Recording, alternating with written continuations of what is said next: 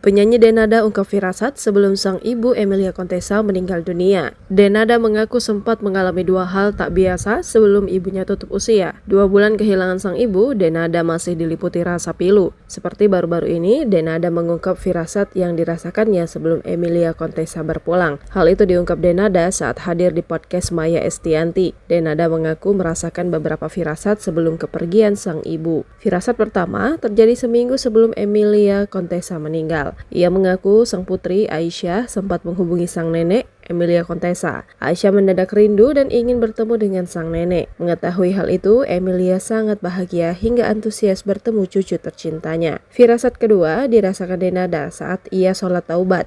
Tiba-tiba Denada merasa harus minta maaf pada sang ibu. Denada mengaku sangat sedih dan patah hati usai kehilangan sang ibu. Ia mengaku sangat mengandalkan dan dekat dengan ibu tercintanya. Kendati begitu, Denada telah mengikhlaskan kepergian ibu tercintanya. Menurutnya, semua waktu yang ditetapkan Allah adalah yang terbaik.